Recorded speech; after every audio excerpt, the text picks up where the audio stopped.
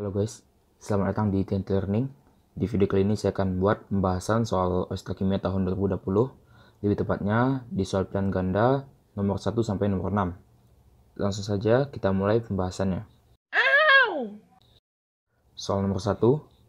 Dalam suasana basa, logam kobalt CO dapat mengalami reaksi oksidasi menjadi COOH 3 kali. Sementara natrium hipoklorit NaOCl dapat direduksi menjadi NaCl. Apabila reaksi tersebut disetarakan, maka koefisien reaksi kobalt dan NaOCl masing-masing adalah. Untuk menjawab soal ini, pertama-tama kita perlu memahami soalnya. Jadi di soal ini katanya logam kobalt atau logam CO dalam keadaan basa akan mengalami oksidasi menghasilkan COOH 3 kali dan NaOCl akan mengalami reduksi menghasilkan NaCl. Nah, untuk membuat reaksi setaranya, pertama-tama kita perlu mengidentifikasi unsur mana yang mengalami reduksi atau oksidasi. Oke, jika kita lihat di reaksi CO atau reaksi kobaltnya, yang mengalami oksidasi itu hanya CO-nya saja ya, dimana CO-nya di reaktan memiliki bilox 0, sedangkan di produk memiliki bilang oksidasi plus 3. Sedangkan di reaksi NaOCl menjadi NaCl, yang mengalami reduksi adalah Cl-nya, di mana Cl-nya mengalami perubahan bilang oksidasi dari plus 1 menjadi minus 1. Itu artinya, untuk membuat reaksi setaranya, kita cukup memasukkan spesies-spesies berikut. Di reaktan CO tambah OCl-. OCl- dapat dari pemisahan NaOCl ya. Na-nya jadi Na+, OCl jadi OCl-, dipisah gitu, kation dan anionnya. Nah, kemudian reaksi ini menghasilkan CO3+. CO3+ sama didapat dari pemisahan kation anionnya, CO jadi CO3+, terus OH jadi OH- gitu. Nah, kemudian ditambah Cl-. Oke, seperti itu. Nah, kita sudah membuat reaksinya, sekarang tinggal menyetarkannya. Untuk menyetarkannya, saya mengambil langkah yang cepat ya, yaitu langkah penyetaraan bilang oksidasi. Pertama-tama, kita identifikasi berapa perubahan bilang oksidasi di reaksi ini. Kita mulai dari yang CO. Di CO terjadi perubahan bilang oksidasi sebanyak plus 3 ya. Sedangkan di OCl- menjadi Cl- terjadi perubahan bilang oksidasi dari plus 1 menjadi minus 1. Sehingga terdapat perubahan bilang oksidasi sebanyak minus 2. Oke. Kemudian, perubahan bilang oksidasi dari masing-masing spesies ini kita jadikan koefisien, tapi untuk spesies yang berlawanan gitu. Sehingga perubahan bilang oksidasi CO kita jadikan koefisien untuk OCl- dan Cl-. Begitu juga sebaliknya. Perubahan bilang oksidasi OCl- menjadi Cl- kita jadikan koefisien untuk CO. Sehingga didapat reaksinya jadi seperti ini ya. Sini jadi 2, sini jadi 3, sini jadi 2, sini jadi 3. Nah, seperti itu. Oke. Dapat koefisien CO2, koefisien OCl-3, koefisien CO3+2, koefisien Cl-3. Nah, sekarang pertanyaannya adalah koefisien reaksi dari kobalt dan NaOCl. Walaupun reaksi ini belum setara secara sepenuhnya, kita tetap bisa menentukan koefisien reaksi kobalt dan NaOCl dari persamaan reaksi yang belum setara ini. Nah, berdasarkan reaksi yang telah kita buat, kita bisa tahu bahwa koefisien reaksi dari kobalt adalah 2, sedangkan koefisien reaksi dari NaOCl adalah 3. Walaupun di sini tulis OCl- ya. Karena OCl- itu ekuivalen terhadap NaOCl. Sehingga kita bisa menyamakan koefisien dari OCl- dengan NaOCl. Sehingga jawaban yang paling tepat dari soal ini adalah A ya. Koefisien kobalt dan NaOCl adalah 2 dan 3. Soal nomor 2. Massa CaCl2 yang dibutuhkan untuk membuat 500 ml larutan CaCl2 yang konsentrasinya 0,2 molar adalah. Untuk menjawab soal ini, pertama saya akan mengambil data AR dari tabel atom periodik, di mana ArCa itu sama dengan 40, kemudian ArCl sama dengan 35,5. Untuk menjawab soal ini sebenarnya tidak terlalu sulit, karena yang diketahui adalah konsentrasi serta volume dari larutan CaCl2, dan yang ditanya adalah massa CaCl2 yang dibutuhkan untuk membuat larutan tersebut. Untuk menghitung massa CaCl2, pertama-tama kita perlu menghitung molnya terlebih dahulu ya. Untuk menghitung mol CaCl2 dari konsentrasinya, kita bisa menggunakan rumus mol CaCl2 sama dengan molaritas CaCl2 kali volume CaCl2. Volume di sini merupakan volume larutan ya. Sekarang kita tinggal masukkan angkanya. Molaritas CaCl2 sama dengan 0,2 molar. Dan volume CaCl2 sama dengan 500 ml. Di sini saya menggunakan volume liter ya. Jadi kita convert dari mililiter ke liter sama dengan 0,5 liter. Setelah didapat mol CaCl2 sama dengan 0,1 mol. Oke, dari mol kita bisa mencari massa CaCl2 dengan cara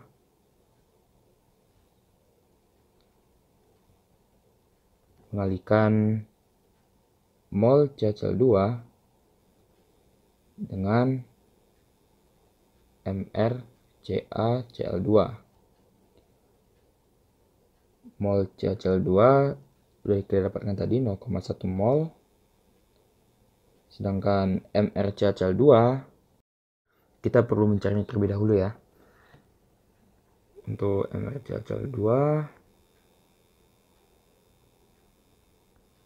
sama dengan, karena Ca di CaCl2 hanya ada 1, itu artinya kita tulis seperti ini, 40 kali 1 tambah Cl di CaCl2 ada 2. Kita bisa tulis begini, 35,5 kali 2. Oke, seperti itu.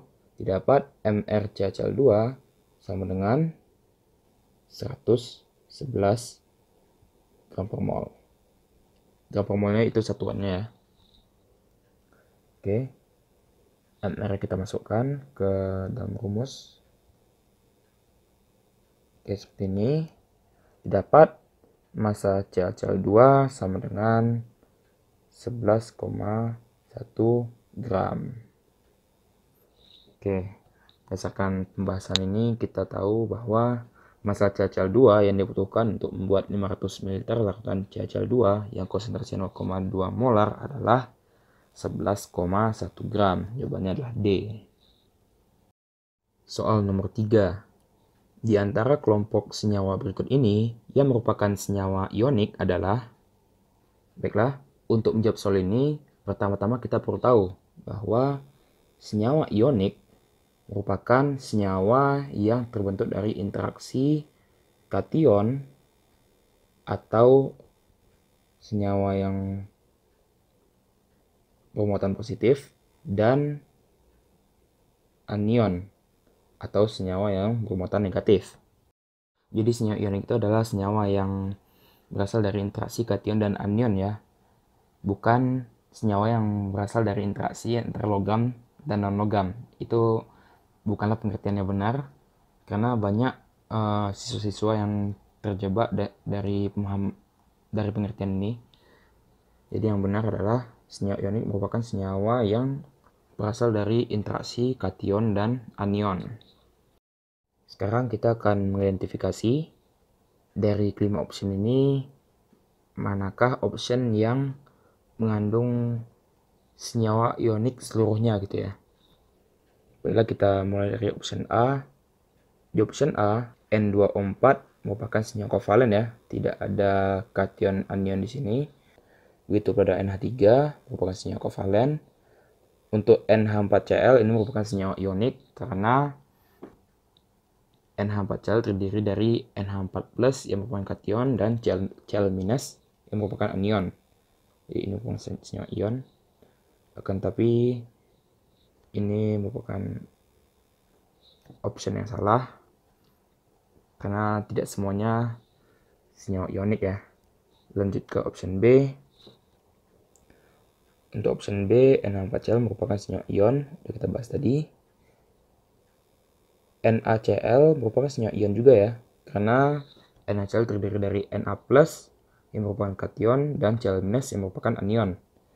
Begitu pula dengan Na2O2 yang merupakan senyawa ionik, di mana Na+ sebagai kation dari senyawa ini dan anionnya adalah O2-.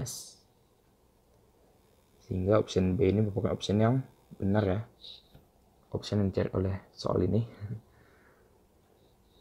Akan tapi kita lanjut untuk membahasnya. Untuk option C, NF3 bukan senyawa ion ya, karena tidak ada kation dan anion di sini. Untuk NH4 2 kali SO4 ini merupakan senyawa ion, di mana NH4+ sebagai kationnya dan SO4 2- sebagai anionnya. Untuk PCl3 ini merupakan senyawa kovalen, bukan senyawa ion. Lanjut ke option D. Untuk option D, ASH3 merupakan senyawa kovalen ya, sedangkan AlCl3 ini merupakan senyawa ion, di mana Al3+ sebagai kation dan Cl- sebagai anion. Untuk BCl3 ini merupakan senyawa kovalen.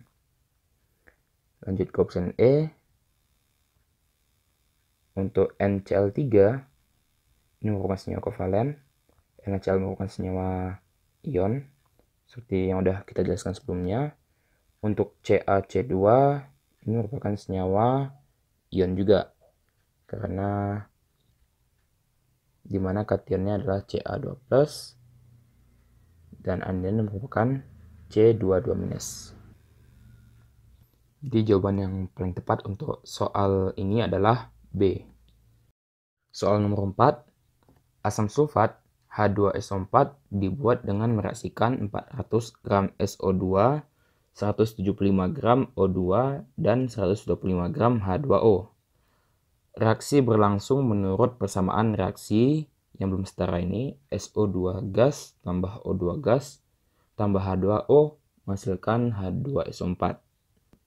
Pernyataan yang tidak benar adalah, untuk menjawab soal ini, langkah yang paling bijak menurut saya adalah dengan mencari massa dari reaktan dan produk di akhir reaksi. Di soal diketahui bahwa massa dari SO2 sama dengan 400 gram. Massa O2 sama dengan 175 gram. Kemudian massa H2O sama dengan 125 gram. Ini adalah massa awal sebelum reaksi ya. Nah, untuk menyelesaikan soal ini, saya membutuhkan data AR. Karena AR S sama dengan 32, ARO sama dengan 16, dan ARH sama dengan 1. Kemudian, sebelum masuk ke reaksi, saya akan mencari mol dari masing-masing reaktan. Mol mula-mulanya ya, mol SO2 sama dengan massa per mR SO2 sama dengan massanya 400 gram, mR-nya S-nya jumlah 1 berarti 32 kali 1 tambah O airnya 16, jumlahnya 2 kali 2. Seperti ini. Dapat mol SO2 sama dengan 6,25 mol. Begitu pula untuk menghitung mol O2 dengan cara sama, massa per mR. Masanya 175 gram, mR-nya karena O-nya jumlahnya 2 berarti 16 kali 2. Dapat mol O2 sama dengan 5,47 mol. Lanjut, untuk mol H2O dengan cara sama, massa per mR, massanya 125 gram per mR-nya karena jumlah hanya 2 berarti 1 kali 2 tambah karena O jumlahnya 1 berarti 16 kali 1. Seperti ini. Didapat mol dari H2O sama dengan 6,94 mol. Kemudian dari sini kita akan masuk ke dalam reaksinya. Oke, ini adalah reaksinya. Reaksi ini belum setara ya, oleh karena itu kita setarkan terlebih dahulu. Didapat reaksi setaranya adalah sebagai berikut. Oke, seperti ini. Sudah setara ya. Kemudian kita bikin bagan MRS di bawahnya. Seperti ini. Karena ada kemungkinan bahwa akan ada yang tersisa di reaksinya. Oke. Kemudian kita masukkan mol masing-masing reaktan di bagan yang paling atas mula-mula. Mol SO2 6,25, mol O2 5,47, kemudian mol H2O 6,94. Nah, kemudian kita akan mencari reaktan mana yang dijadikan sebagai reaksi pembatas. Untuk menentukan siapa yang akan menjadi reaksi pembatas, kita bisa lakukan cara saya sebagai berikut, yaitu dengan cara membagikan mol mula-mula terhadap koefisien dari masing-masing reaktan. Kemudian dicari jumlah yang terkecil. Jumlah yang terkecil itulah yang dijadikan sebagai reaksi pembatas. Jika kita lihat, SO2 memiliki mol mula per koefisien yang paling kecil. Itu artinya SO2 dijadikan sebagai reaksi pembatas. Kalian bisa hitung sendiri ya. 6,25 bagi 2 itu lebih kecil daripada 5,47 bagi 1 dan 6,94 bagi 2. Karena SO2 dijadikan reaksi pembatas, 6,25 ini kita jadikan angka di bagian reaksi. Jadi minus 6,25. Kemudian untuk mengisi bagian reaksi yang masih kosong, kita bisa menggunakan perbandingan koefisien. Untuk O2 karena koefisien 1, maka yang terisi di sana adalah 6,25 bagi 2, yaitu 3,125. Minus 3,125. Untuk H2O minus 6,25. Koefisien sama-sama 2 dengan SO2. Begitu pula dengan H2SO4. Oke, seperti ini. Dapat dalam keadaan setimbang, hasil akhirnya adalah sebagai berikut.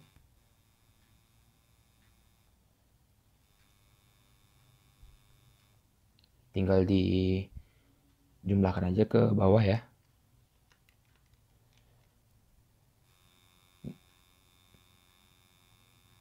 Nah, seperti ini.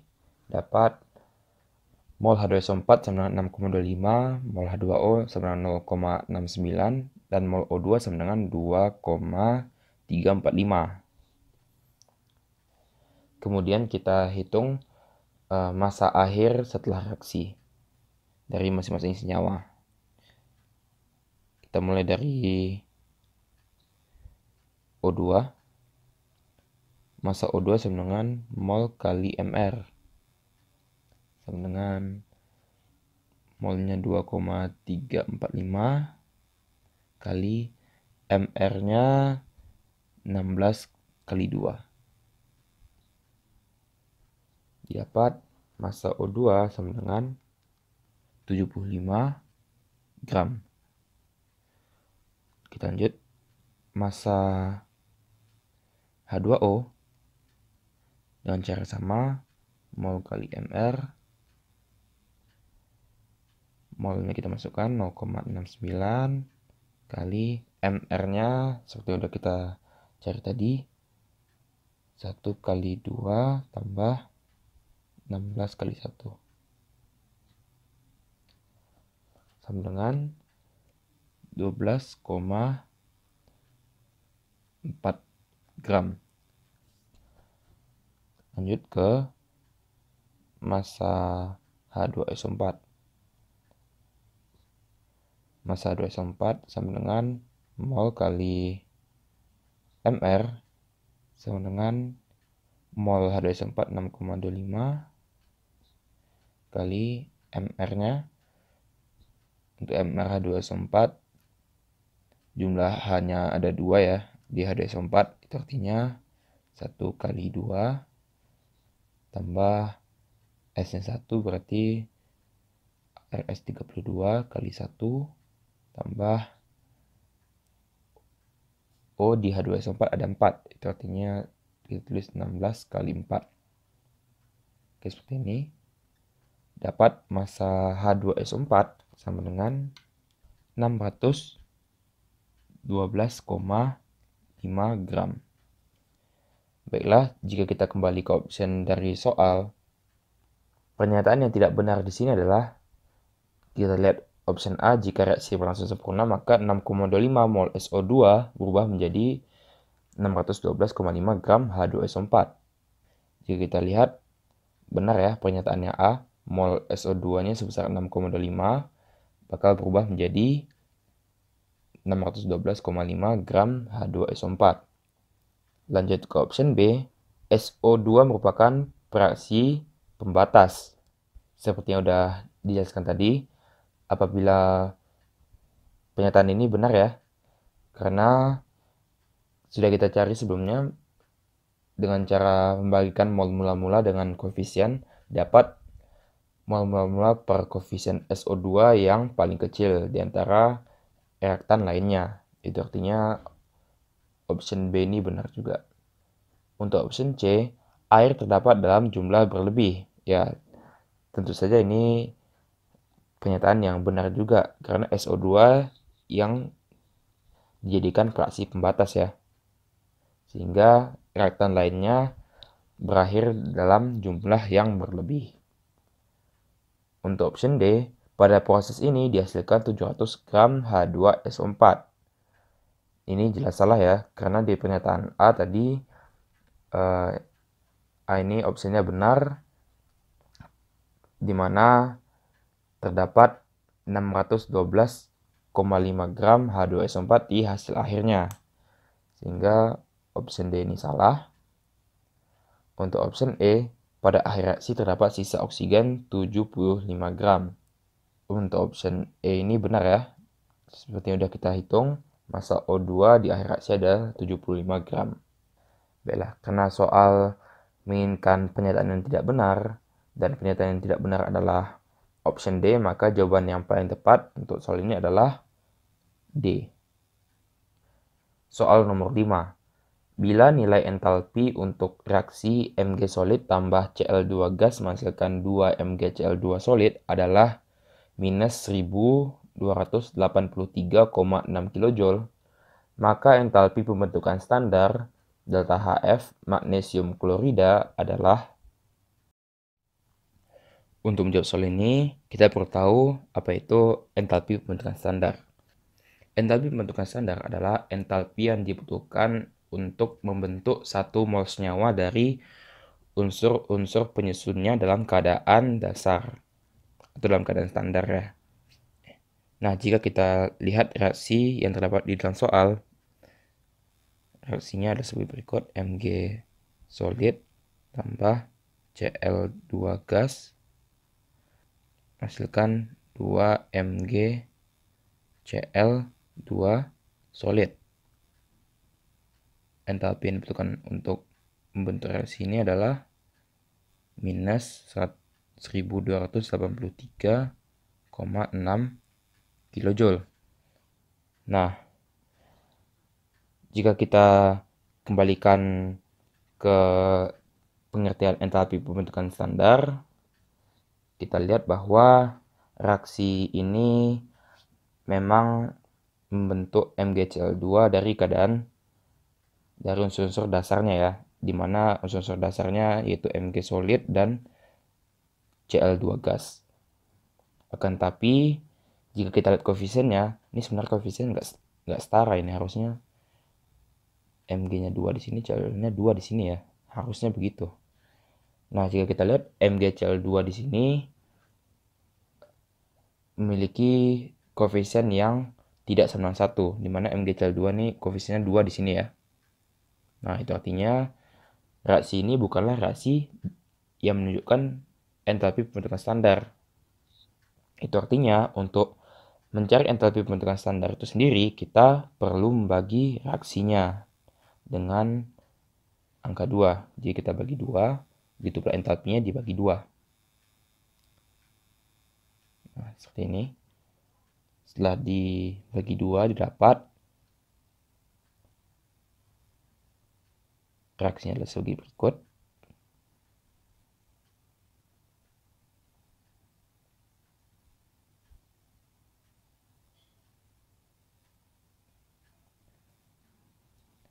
Dan nilai entalpinya adalah sebagai berikut, minus 641,8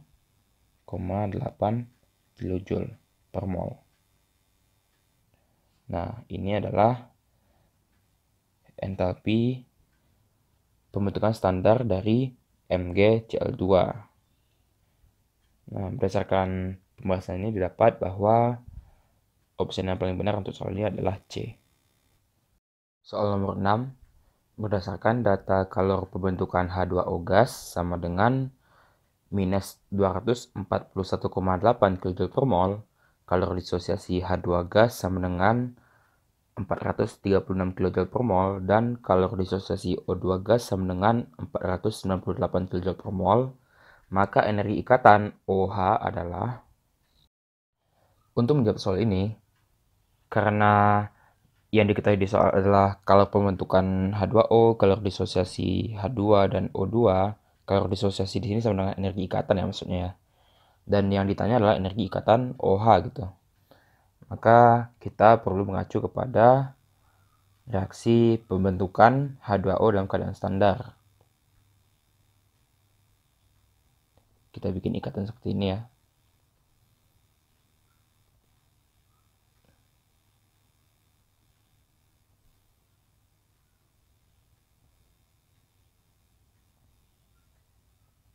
Oke, seperti ini. Baiklah. Nah, untuk menghitung entalpi reaksi ini dari energi ikatannya, kita bisa menggunakan rumus sebagai berikut. Delta H reaksi sama dengan sigma dari energi ikatan yang terdapat di reaktan kurang sigma energi ikatan yang terdapat di produk. Seperti ini. Oh ya, ini fasanya gas ya. Oh ya, sebagai catatan, untuk menggunakan rumus ini, syaratnya adalah semua senyawa yang terdapat di dalam reaksi harus berfasa gas. Oke. Nah, kemudian kita akan jabarkan persamaannya. Nah, untuk sigma energi ikatan yang terdapat di reaktan, di sini kita bisa tulis sebagai berikut. Seluruh ikatan yang terdapat di reaktan adalah satu ikatan HH dan setengah ikatan O rangkap 2O. Seperti ini. Sedangkan untuk yang di produk, Sigma energi ikatannya adalah 2 kali energi ikatan OH. Nah, ini akan ditanya nanti ya. Sekarang kita akan masukkan angka-angkanya. Untuk kalau pembentukan H2O, kita masukkan minus 241,8 kJ per mol. Sedangkan untuk energi ikatan HH, kita masukkan kalau disosiasi dari H2, yaitu sebesar 436 kJ. Begitu pula dengan energi ikatan O-2O. Kita masukkan 498 kJ per mol. Sedangkan OH ini yang ditanya. Oke. Sehingga didapat energi ikatan OH itu sendiri sama dengan minus 241,8 kurang 436 kurang setengah kali 498 per minus 2. Oke. Didapat energi ikatan OH adalah 463,4 kJ per mol. Oke. Berdasarkan pembahasan ini didapat bahwa jawaban untuk soal ini adalah C ya. 463,4 kJ per mol. Baiklah, sekian video saya mengenai pembahasan soal OSK Kimia tahun 2020. Oh ya, sebelumnya nama OSK tahun ini udah diganti ya. Jadi KSK, Komisi Sains Kabupaten gitu ya. Oke. Jika kalian menyukai video saya, silakan klik tombol like dan share video ini ke orang-orang yang membutuhkan. Dan jangan lupa subscribe channel TNT Learning. Baiklah, sekian video saya. Terima kasih atas perhatiannya dan sampai jumpa di video selanjutnya. Bye-bye.